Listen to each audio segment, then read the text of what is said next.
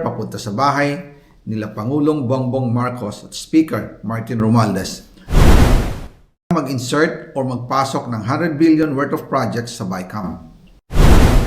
Sana po ay hindi nila ako mapatay bago ko mailabas ang lahat. Ginawa ko lang ang utos sa akin, pero ngayon, handa na akong harapin ang lahat. Ginagamit ng administrasyon ang buong resources ng bansa para tumahimik ako. That he will shoot me if I will talk.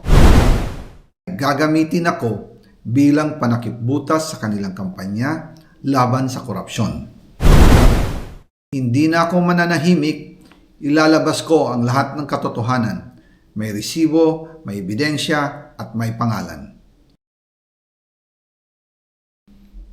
Para sa bawat Pilipino, alam ko na buo ang galit ninyo sa akin ngayon.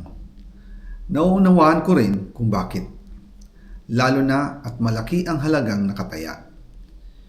Pero bago kayo humusga, hayaan ninyong ipaliwanag ko ang buong katotohanan. Matagal akong hindi nagsalita dahil may direktang utos sa akin.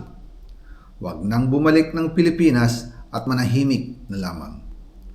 Umalis ako noong July 19, 2025 para sa aking medical check-up. Nakaplanong bumalik pagkatapos ng SONA ni Pangulo. Pero habang papauwi na ako, tinawagan ako ni dating Speaker Martin Romualdez at sinabihan, "Stay out of the country. You will be well taken care of as instructed by the President." Noon naniniwala pa ako sa kanila, kaya't hindi ako bumalik. Tumikom ang aking bibig, sumunod ako, pero ang hindi ko alam, ang ibig pala nilang sabihin sa aalagaan ka namin ay gagamitin ako bilang panakipbutas sa kanilang kampanya laban sa korupsyon. Ginawa nila akong poster boy ng kanilang sariling kasinungalingan. Ngayon, hindi na ako mananahimik, ilalabas ko ang lahat ng katotohanan. May resibo, may ebidensya, at may pangalan. Nagsimula ito nung tumawag si Sekmina Pangandaman sa akin nung nag-umpisa ang BICAM process last year, 2024. Ang sabi niya, katatapos lang ng meeting nila ni Pangulo at may instructions na mag-insert o magpasok ng 100 billion worth of projects sa BICAM. At sinabi pa ni Sekmina, you can confirm with Yusek Adrian Bersamin dahil magkasama sila sa meeting ni Pangulong BBM noong araw na yon. Tinawagan ko po agad si Yusek Adrian Bersamin at tinanong ko, may instruction nga ba ang Pangulo na magpasok ng 100 billion during their meeting? Ang sabi niya ay totoo nga po. Right after our conversation, tinawagan ko po si dating Speaker Martin Romualdez at nireport ko ang instructions ng Presidente to insert the 100 billion projects. At sinabi niya sa akin, what the President wants, he gets.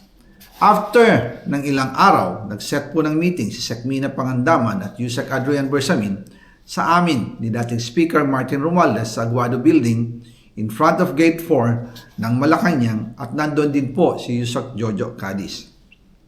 During the meeting, binigay po ni Yusek Adrian Bersamin ang listahan na worth 100 billion. Tinanong ko po si Yusek Adrian kung saan galing ang listahan.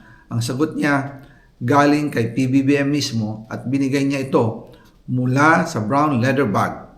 Nung sinabi po ni Yusek Adrian Bersamin yung brown leather bag, naalala ko noong nasa Singapore kami right after the elections of May 2022 sa Hilton Hotel, kami ni dating Speaker Martin and PBBM habang pauwi at pabalik ng Pilipinas, hinabol ng PSG ang brown leather bag at ang sabi ni PBBM, maiwan na lahat, wag lang ang brown leather bag.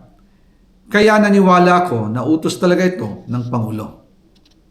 Pagkatapos ng ilang araw, I informed sina dating Speaker Martin Romualdez, Sekmina Pangandaman, Yusek Adrian Bersamin, and Yusek Jojo Cadiz na kung pwede 50 billion lang ang ipasok sa program funds dahil so sobra ang DPWH funds versus sa DepEd. In practice, hindi pwede na mas malaki ang budget ng DPWH kaysa edukasyon.